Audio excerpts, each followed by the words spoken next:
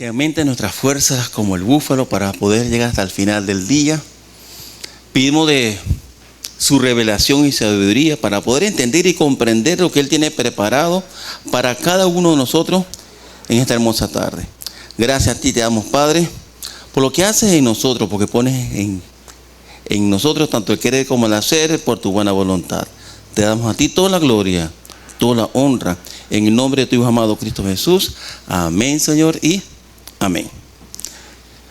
Estos 2 últimos miércoles ha estado hablando el Señor de una manera muy especial en cada uno de nosotros. Hablaba el pastor Marco del el ser discípulo y el poder adorar al Señor en espíritu y en verdad. Pero la gran pregunta que podemos hacernos en este momento, lo que quiero compartir hoy es: ¿somos realmente discípulos de Cristo? Porque no es solamente algo nominal, no es solamente decir yo soy cristiano, yo vengo a una iglesia, participo de sus actividades, sino es cómo somos nosotros cada día. Porque el Señor, cuando leemos el Evangelio de Juan, capítulo 8, versículos 31 al 32, estoy leyendo la Biblia textual, dice lo siguiente: decía pues Jesús a los judíos que le habían creído: si vosotros permanecéis en mi palabra, sois verdaderamente mis discípulos, y conoceréis la verdad, y la verdad os hará libre. Pero nosotros leemos este pasaje y lo leemos tan rápido, y no como que pasamos por alto toda esa riqueza que aparece en este pasaje. Porque el mismo Cristo Jesús marcó una distinción entre los que son discípulos y los verdaderos discípulos. En el versículo anterior declara la palabra que Él estaba hablando de algunas cosas y muchos creyeron en Él. Pero Él le decía: si ustedes permanecen en mi palabra, sois realmente mi discípulo. Pongámonos a pensar un momento. ¿Somos discípulos o somos realmente discípulos del Señor? Porque ¿qué es un discípulo? Aquel que determina seguir a alguien, ser un aprendiz. Somos creyentes de Cristo Jesús, pero estamos siguiendo sus pasos, estamos caminando como Él. Los verdaderos creyentes tienen una particular característica: que permanecen en el Señor. ¿Pero qué es permanecer en Él? 1, leer y meditar en la Escritura. 2 de Pedro, capítulo 3, del 17 al 18, nos declara la palabra: así que vosotros, amados, conociéndolo de antemano, guardaos para que no caigáis de vuestra firmeza, arrastrados por el error de los libertinos. Antes bien, creced en la gracia y el conocimiento de nuestro Señor y Salvador Jesucristo. A Él sea la gloria y hasta el día de la eternidad. Que debemos cuidarnos, ¿para qué? Para que la corriente de este mundo no nos arrastre. Pero ¿qué es necesario para ello? El poder nosotros permanecer en su palabra. ¿Cómo? Leyéndola cada día, teniendo nuestro tiempo devocional con el Señor. Dentro de la iglesia tenemos los cursos de formación. Necesitamos crecer el conocimiento del Señor. Necesitamos ir conociendo aún más en profundidad todo y cada uno de los principios que hay en su palabra. Porque no solamente decir sí, soy cristiano, sí, estoy leyendo la Biblia, pero no es una lectura por leerla solamente, que nos lleguen en nuestra aplicación el versículo del día y digo: oye, todos los días estoy leyendo un versículo. Pero no solamente el que estemos leyendo, necesitamos vivir cada uno de estos principios. Segundo, necesitamos respetar y someternos a la palabra. Juan, capítulo 14, versículo 21, declara lo siguiente: el que tiene mis mandamientos y los guarda es el que me ama. Y el que me ama será amado por mi Padre, y yo lo amaré y me manifestaré a Él.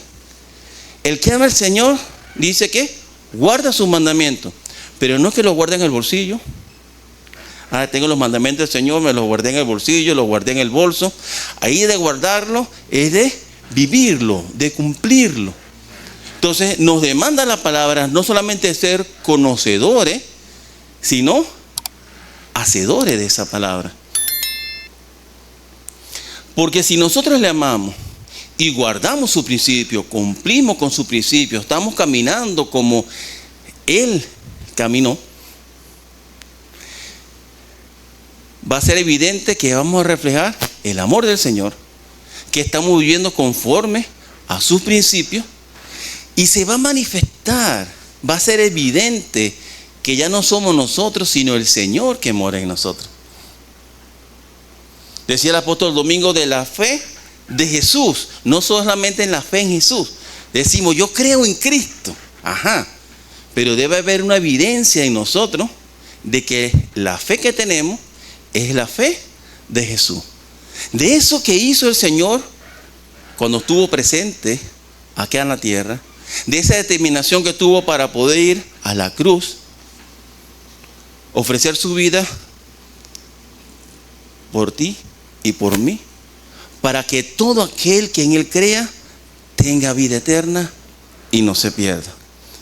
Tercero, no es una actitud momentánea, sino un modo de vida. No somos cristianos solamente los días que venimos al servicio. No somos cristianos solamente porque nos vestimos bonito y andamos con esa Biblia aquí bajo el brazo. Y dice, ese va para la iglesia, ese va para el servicio. No, es que están viendo lo que está a nuestro alrededor día a día. Cuando estamos, los más jóvenes, cuando están en la escuela, en el colegio, cuando están en el liceo. Los más grandecitos no están en la universidad, en el trabajo. Nuestros vecinos, ¿qué dicen de nosotros nuestros vecinos? Porque hay algunos que son cristianos a la secreta. Nadie sabe que son cristianos. Como decía el pastor Marco en una de sus prédicas, que él cuando conoció al Señor quería que esa sensación solamente fuera para él. No, eso es mío, no lo quiero compartir con nadie. Pero más allá, ¿qué nos dice la Gran Comisión? Que hay que ir por todo el mundo y hablar del Señor a toda criatura. Presentar las buenas nuevas de salvación. Pero no podemos presentar a otros lo que no conocemos. No podemos presentar a otros lo que no vivimos. Cuando Jesús dijo, en Juan 14:6 dice, yo soy el camino, la verdad y la vida, nadie viene al Padre sino por mí. ¿Cómo podemos entrelazar el que sea el camino, la verdad y la vida con nuestro crecimiento personal en el Señor, con nuestro crecimiento en la verdad, con nuestro perfeccionamiento en Cristo Jesús? Porque dice la palabra que aquel que nos ama comenzó una buena obra y nos está perfeccionando cada día. Entonces cada día estamos teniendo una mejor versión de nosotros. No podemos ser la misma persona de ayer. Tenemos que ir mejorando.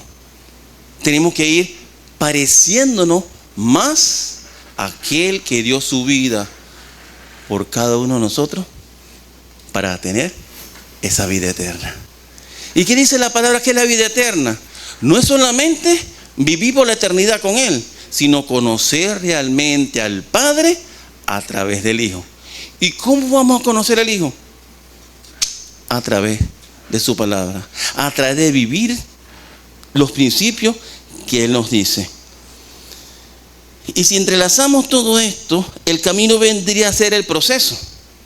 Porque cuando leemos sobre la parábola del sembrador, dice que el sembrador lanzó algunas semillas y algunas cayeron en el camino. ¿Pero qué pasó? ¿Vinieron los pájaros? Entonces, nosotros no es que caímos en el camino. No, Jesús es el camino. Estamos en un proceso, estamos en una trayectoria de vida. Para poder nosotros alcanzar la estatura del varón perfecto, necesitamos transitar ese camino que es Cristo Jesús. Es el camino. La verdad viene a ser el medio. La verdad es la que nos va transformando, porque dice, conoceréis la verdad y la verdad nos hará libre. Pero ¿cuál verdad? Lo que nosotros queremos por verdad, no. Lo que dice la palabra que debe ser. Porque ¿saben qué? Mire, ya yo estoy a medio cupón, ya yo tengo 50 años recorrido. Y falta todavía un camino que recorrer. Pero yo soy ahorita como una ensalada de fruta. Porque yo tengo las características de papá y de mamá. Hay cosas que vienen por mí, por los genes. Pero también es el qué me enseñaron, cómo me enseñaron, dónde pasé yo mi infancia, mi adolescencia, mi juventud y hasta dónde estoy ahorita. Todas esas cosas influyeron lo que yo soy como persona. Pero algo más importante vino a influir en mi vida cuando conocí a Cristo Jesús como único suficiente Salvador. Ahí comenzó un proceso de transformación, donde cuando empecé a verificar que esa verdad no era lo que yo creía que era verdad, tuve que hacer a un lado tantas creencias, echar a un lado tantas cosas para poder seguir el camino del Señor. Porque cuando el Señor hablaba a sus discípulos, pues les decía, Señor, muéstranos al Padre. Si me han visto a mí, han visto al Padre. Y los discípulos como no entendían. Pero nosotros, como creyentes, ahora tenemos el Espíritu Santo. Y es el que nos guía a toda verdad. Y podemos entender ahora que no solamente estamos en el camino, sino estamos transitando un camino agarrado de la mano del Señor. Porque no solamente nos tiene agarrado de la mano, Él nos lleva en el hoyo de su mano y nos protege de muchas cosas. Y aún en medio de las circunstancias más difíciles que estemos atravesando, el Señor está al cuidado de nosotros. La palabra nos enfatiza que Cristo es la verdad. Esa verdad plena, encarnado en Él como esa verdad redentora, quien nos vino a comprar con precio de su sangre, y que fue revelado ese amor del Padre a través de su Hijo, porque derramó hasta la última gota de su sangre para librarnos a nosotros. Porque esa posición arriba en la cruz era la posición nuestra. Éramos nosotros los que deberíamos estar en la cruz. Pero Él tomó el pecado del mundo y Él se hizo pecado por cada uno de nosotros. ¡Wow! ¡Qué maravilla! Pero a veces esto como que no lo tenemos en cuenta. ¿Cómo así Él murió en la cruz? Pero tenemos precio de sangre. Él nos compró. Así como los productos tienen un código de barra. Fuimos sellados con su Espíritu Santo. Y ese código, ese sello que tenemos, tiene precio de sangre. La sangre de aquel que murió y se entregó en el madero para que cada uno de nosotros que estamos aquí presentes estemos dentro de su redil. Denle un fuerte aplauso al Señor. Ahora, la palabra también nos enseña que Jesús es la vida. Es la fuente inagotable de vida y de amor para cada uno de nosotros. Y no solamente en lo físico, sino también en lo emocional, en lo espiritual. Él es nuestra plenitud. Si lo tenemos a Él, lo tenemos todo. Aún así no tengamos muchas posesiones. Aún así la nevera no tenga muchas cosas o no tenga nada. así la alacena esté pelada, así nuestra salud tenga el peor diagnóstico. Si tenemos al Señor, lo tenemos todo, porque Él está al cuidado de todo y cada uno de nosotros. Aún en medio de la tempestad más fuerte, aún en medio del desierto más inclemente, el Señor está al cuidado de nosotros.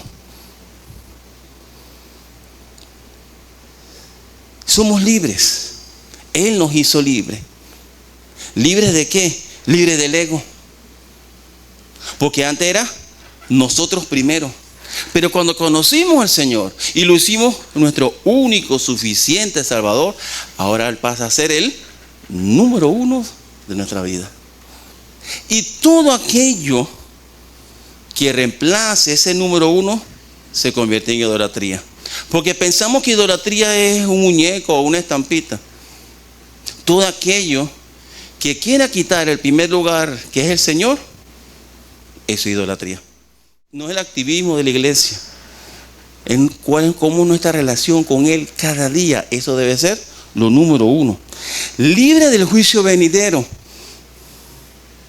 Porque al llegar al Señor, éramos reos de muerte. Nuestra condición era, como dicen algunos, la quinta paila. Pero en nosotros hubo un milagro precioso. Vino el Señor a morar en nuestra vida y cambió nuestra dirección. Entonces ya ese juicio que hay, para el que no es creyente, en nosotros ya no está. Libres del temor, porque dice la palabra que el amor del Señor echa fuera todo temor. Pero debemos también tener esa certeza de que el Señor está en nosotros, porque podemos tener alguna fobia. Hay personas que le temen a las arañas, a las cucarachas, a ciertos insectos, a la oscuridad. Pero dicen, pero si el Señor está en ti, no debes tener temor. Pero es el temor a la muerte, temor a tantas cosas, al no tener el Señor en nuestra vida. Pero ese temor ya no está, porque ya el Señor mora en nuestra vida. Somos libres del pecado, libres de las opiniones ajenas que nos atormentan, que nos acomplejan. ¿Cuáles son las noticias de las últimas semanas aquí en la isla? ¿Cuántos suicidios? Y esas personas que tomaron esa decisión, ¿el por qué? Fueron atormentadas por las opiniones de otros. Tenían su autoestima muy baja. Y de repente, desde la niñez, han sido atormentados por las mismas familias o por los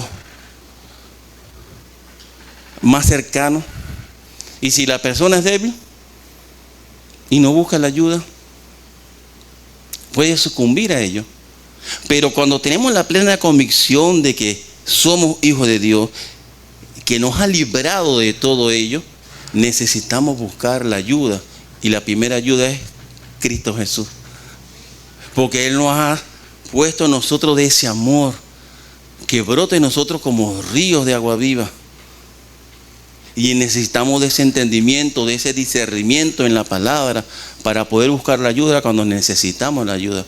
Dice que Él es nuestro pronto auxilio, nuestro socorro. Y en los momentos de dificultad, ¿a quién estamos buscando? ¿Qué es lo que estamos buscando?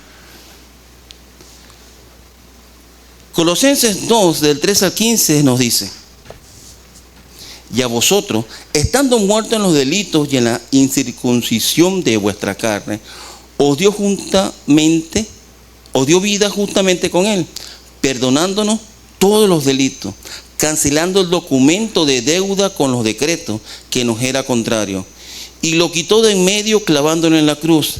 Y después de despojar en ella a los principados y a las potestades, los humilló públicamente al llevarlos prisioneros en desfile triunfal. Cuando nosotros escuchamos esto, debe haber un gozo en nuestro corazón.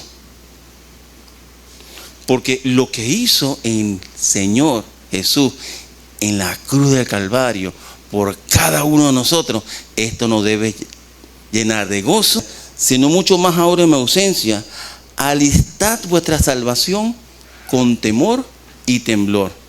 Algunos cuando leen esto piensan que es que tenemos que cuidar nuestra salvación. No, la salvación no es un objeto que se pierda. No es que, ay, se me perdió la salvación, ya no tengo la salvación. No, la salvación no es un objeto.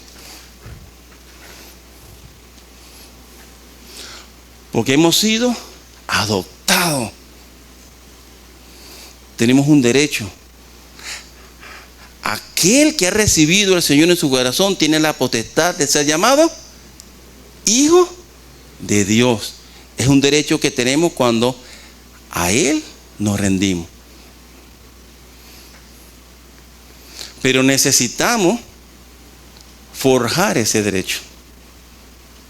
Por eso Pablo cuando habla en Gálatas, que cuando somos niños, el esclavo no difiere del libre.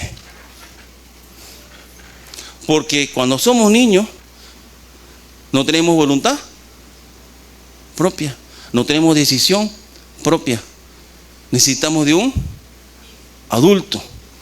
Pero cuando llegamos a la adultez, ahí sí tenemos toda la responsabilidad de asumir las consecuencias de las decisiones que tomemos. Eso es la libertad. No libertinaje. Porque el libertinaje es que digo, es que yo puedo hacer lo que me venga en gana, yo soy libre. No, la libertad es hacer lo que yo quiero hacer conforme a las pautas, a los reglamentos que tengo que cumplir y asumir las consecuencias de las decisiones que yo tomo. Eso es libertad. Y el libertinaje es el querer hacer lo que se me venga en gana y sin querer asumir las consecuencias de lo que yo decido. Entonces queremos confundir términos. Y cuando nos dice tenemos libre albedrío, es capacidad de decisión.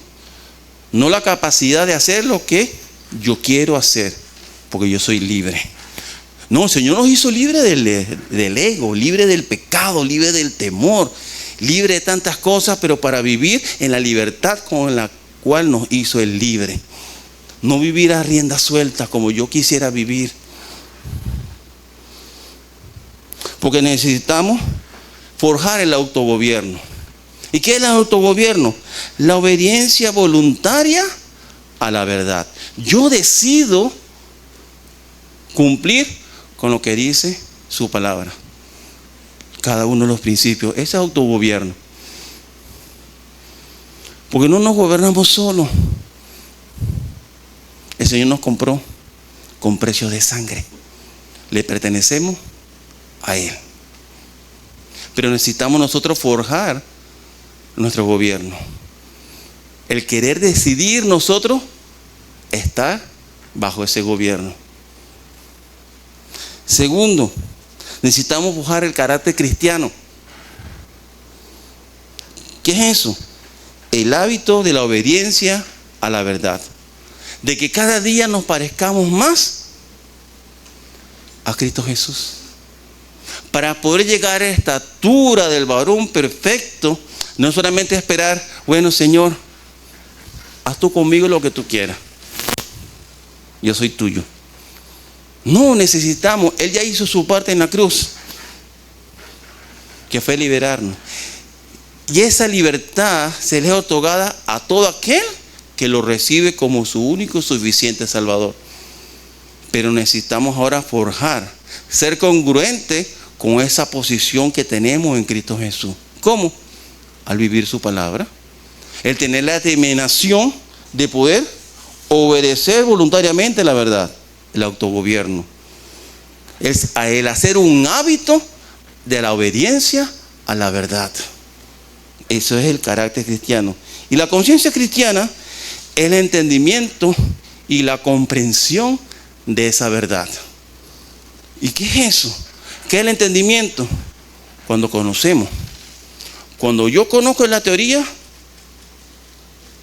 y la estoy practicando, eso es entender.